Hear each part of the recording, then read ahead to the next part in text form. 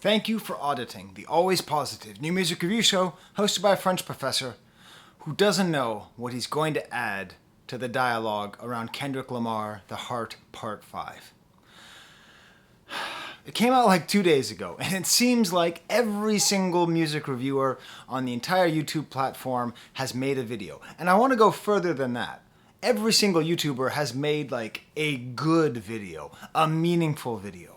You know, part of what I try to bring to the discourse on YouTube, and when talking about music, is I try to go a little bit deeper. I try to like find the sort of deeper meanings, the more interesting, less searched. But the thing is, Kendrick refuses that. Kendrick forces people to do that already. And people are ready, and they're jumping on. And the thing is that it's like, you know, I'm thinking in particular, I'll name some names here. Like in particular, you know, the big dogs, you know, Fantano and Sean C. Their reaction is like all of our reaction. It's like you're going to Disneyland tomorrow, you know? And it's Christmas Eve, but there's also like the sense of dread. Because like, you think like, is Sgt. Pepper's coming out in 2 days? Is that what's happening? I swear to God, that's what I think is happening. I swear to God, that's how I feel. I'm driving to Buffalo today, and I'm trying to explain to my wife that this is a bigger deal than Donda. Just so she understands that when this new Kendrick album drops, it might change the entire world forever. It might be the definitive statement ever made in the genre of hip-hop. That's how excited I am, and I can see it on all these other videos. And even in these other videos, like, they're doing a great job of getting deeper and talking about the meaning. You know, the Dead End Hip Hop video is really good as well. They go really deep into it. And there's even this other one, some random guy I'd never heard of, bad microphone control, but like, who gave great analysis of the lyrics. So I'm trying to think, like, what can I add? So I was going to structure a video based on the weight of expectations. You know, that this whole song feels like he knows that the whole world is waiting for him and is trying to see what he will do. And it's like the game's on the line, and Jordan's got the ball, and there's 1 second left, and they're down by 1. It's like, you just know he's going to hit the shot. You know he's going to take that shot. But that moment where the feet leave the ground, you know? Like that's the moment that we're at right now. We're seeing the feet leave the ground. How could you possibly cope with that level of expectation? The way that he copes with it is by projecting gratitude. Kendrick, did you just project gratitude? Is that, this whole thing is like, thank you, I love you, I want you to hug me, I want to want you. What a beautiful idea. He's thankful for the anticipation. He's thankful for the love. He's not bitter. He's not angry. He's not jaded. He has to do so much with the song. He has to indicate that he's back. He has to get us primed for his new album. He has to slightly address what's happened. He has to show that he has a new sonic direction because he's such a great person. He can't just, a great artist, he can't just pimp a second butterfly and call it an album. And he has to be as good as he's ever been. And without going into the detail, with the amazing perspective taken, which I think is what he's announcing to the world. Hey everybody, I'm going to be messing with perspective. Hey, Professor Sky over here, the main thing I like talking about is empathy and humanity. I think this album is just going to be a goddamn masterpiece of empathy and humanity. Oh, God, if this isn't Sgt. Pepper's, I don't know what is. But I haven't even heard it yet. This song's not even going to be on the album. I haven't heard a single note from this album. And that's how much expectation I have. I mean, even the opening lines, you know? The opening lines, like, it's weird because you'd think that rap music would have more classic opening lyrics. Like ones we just, bam, just, oh, that, yeah. But as far as I can think of, I mean, and please tell me in the comments, my engagement's going to go through the roof. Tell me your favorite opening line to a rap verse. Not a chorus, a rap verse. The undisputed champion, I've got so much trouble on my mind, refuse to lose. Here's your ticket, hear the drummer get wicked. Yep, no. You know, that's just Public Enemy, Welcome to Terrordome. You just cannot get better. And Don't Call to Come Back. I've been here for years. rocking my pants, putting suckers in fear. I don't actually even know if those are the lyrics, but LL Cool J, Mama Said Knock You Out. I think those are up there. And now Kendrick right here with this. I come from a generation of pain where murder is minor. Just that where murder is minor. Like, this is why this video is 5 minutes long and it's not going to be a half an hour video. I could do an hour video, but this is the thing. Check out Sean C. Check out Dead End Hip Hop. They're doing great. Check out Lyric Genius, for Christ's sakes. Everyone's doing great. Everyone's coming to the table. Kendrick brings this out of everybody.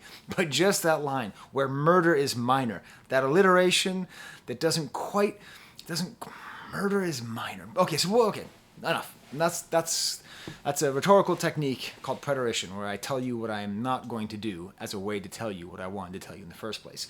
But what I am going to do is talk about two people who need to be addressed.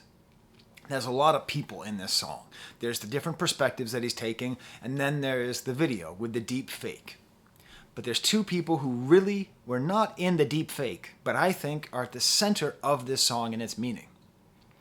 Michael Jackson and Marvin Gaye. Now, Michael Jackson, you might be confused. The video is as important as the song. It's Kendrick, very well directed, very personal, and as he raps, there's a deep fake where he changes into a different, very troubled, important, meaningful, tragic figure in African American history. Okay? The meanings which I could expound on individually, but I'm not going to. The thing is that it's this little trick where as he's going, he goes like this, and then his face changes. And then his face changes back. That's a total reference to Michael Jackson and his video Black and White. Diddle-diddle Anna, diddle-diddle Anna, whoo! Remember that video with Macaulay Culkin? Anyways. In that video, it's all about how there's no races and we should all be equal and all, very, very hopeful stuff. And as people shake, their faces morph into someone else's face. And it's just like, it was at the time, it was a revolutionary feat of special effects in music videos. So I think this is black or white, except it's black or black, right? It's very much about blackness, about black masculinity, about black American masculinity, about these flawed black Americans who have contributed so much to American culture, to black culture, to world culture. They have just culture. People on the level of Kendrick Lamar who have contributed so much and have in some, to different degrees, lost their minds, lost their lives.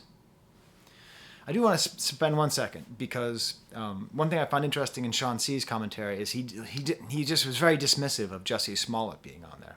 But I think that's super important. I think Jussie Smollett is essential because even OJ, there's some nobility, there's some grandness to OJ's flaws, right? There's no nobility to Jussie Smollett, pretending to be a victim of a hate crime and setting people back, and it's a perfect move by Kendrick because it disrupts it. It makes it so that you can't just say, "Oh, these are all one way. These are all this kind of people. These are all people who recently made a scandal. These are all, is Kobe there because of the rape allegation, or is he there because it's a West Coast thing, or is he just there because of this?" And then, but that guy, Jussie Smollett, gets raised to the level of Kanye West and of Will Smith. He's letting us know. He's letting us know that whatever it is we're going to get in a couple of days from now, it is not going to be a pure celebration of African American masculinity or a condemnation of America or a glorification of America. It is going to be a complex, multi-perspective, how in the dear God am I going to review this thing? I'm scared. I'm legitimately scared. And I bet I'm not alone. I don't talk to Fantano. I've spoken with him, but I don't talk to him on a daily basis. I wish I could text him. I wish I could text all the YouTubers and music critics. Just be like, "Are you scared?" I'm scared. How am I going to contextualize this? I wasn't scared of Donda. I wasn't scared of Certified Lover Boy. So Michael Jackson fits really well into that, and I think he's implied because he's another one of these great figures, one of these great African American male figures who is also something of a tragic figure. But then we have Marvin Gaye. Now, a lot of people have just commented and they just say, oh, what a great sample from Marvin Gaye, I Want You. What a great sample of Marvin Gaye, I Want You. What a great sample of Marvin Gaye, I Want You. Hey, everybody, you know what this isn't? It's not a sample of Marvin Gaye, I Want You. I've got Marvin Gaye, I Want You. For some reason, my copy of it is mildewy and weird. I am unhappy about that. I need to buy this album again. I'll buy it on vinyl this time. This is I Want You. He found a band to re-record I Want You by Marvin Gaye. It's the same song. It's a cover of Marvin Gaye, I Want You, but it's not a sample. You want a good sample of Marvin off this album. The reason I bought this album, by the way, is because Cannabis sampled it on the aged poorly song Get R-Worded. It's a great song. And it samples a different song called I Want You off this album. That's why I ended up buying this album. Anyways, Kendrick doesn't sample. He recreates it. And I think this is important, and we have to focus on Marvin Gaye. Because where does Marvin Gaye fit into this whole story? Is Marvin Gaye somebody who contributed an insane amount to African American, to American, to world culture, to music? Yes. Is he a totally complex character with many flaws? Is the song I Want You about a girl who he started dating when he was in his 30s and she was 16, and then they got married and he was an abusive husband? Probably. Okay? Very complicated character. And remember, the last verse of the song is about somebody who's forgiving somebody who's murdering them. Now, because it's Nipsey Hussle, because he's rapping it as Nipsey Hussle, it's easy to interpret this as being Nipsey Hussle. Or we can interpret it as being Kendrick Lamar imagining his own martyrdom. And that's the only way to think of it. It's martyrdom because he's very much... He is... Am I going to say he is the Messiah? No, I'm not going to say that. I'm going to take a sip of my hot honey water and think about how I'm going to say this. Yeah, okay, he is the Messiah. I watch a lot of Joe Budden stuff as well. They refer to him as the boogeyman, that like he's coming back and he has all this responsibility and he has all this power, and in the song he's talking about sacrificing himself, like for the good of the culture, all at the same time tearing apart the mythology of the culture and attacking the culture. So he's sort of a savior. He's sort of a martyr figure who comes back. So maybe it's him, or maybe it's Marvin Gaye.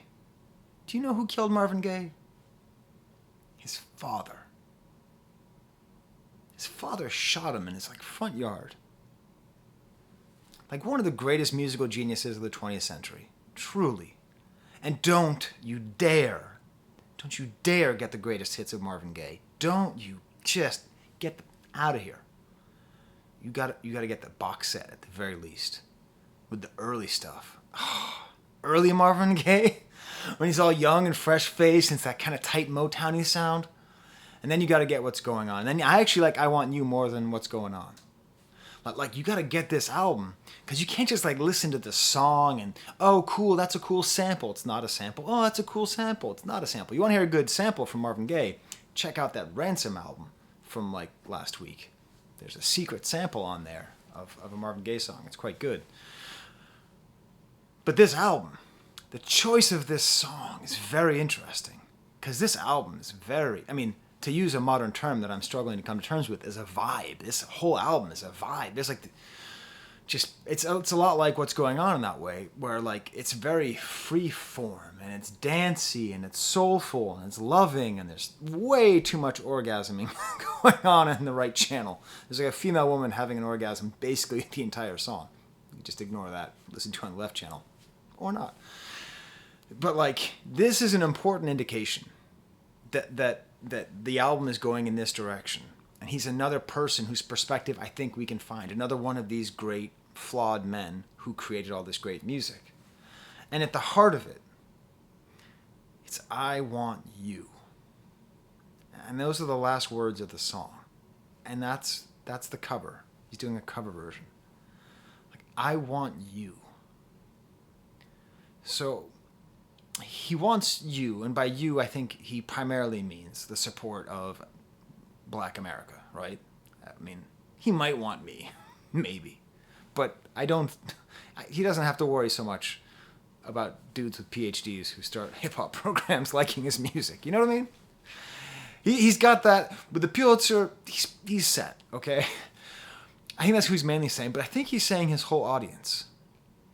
And he's like, I want you to want me too. And there's something about this expectation and this desire to be understood and seen, while also trying to understand and see other people, to have sympathy for Kobe, to have sympathy for Smollett, to have sympathy for Jackson and Kanye and Smith and Nipsey and Kendrick and Marvin and Marvin's father. It's a tough world we live in, and we have to get through it, and we get through it with love and hugging each other. And he tells us he hugs us. He doesn't need to be physical to hug us. So, right now, I am going to hug Kendrick Lamar back. I just did it. And I'd like you to hug Kendrick as well. Good. I'm hoping at least some of you were going like this. All right. Who knows what's going to happen in 2 days? I'm so excited. There's a scene in The Simpsons where Bart gets excited for something, and they just cut to him, and he's just sitting in front of the TV, and he's going like this. That's how I am in my head all the time. All right. Until next time. Wait, is this everything I want to say? Oh, my God. Because, I could go line by line. I can go line by line. How am I going to do this? There's the camera.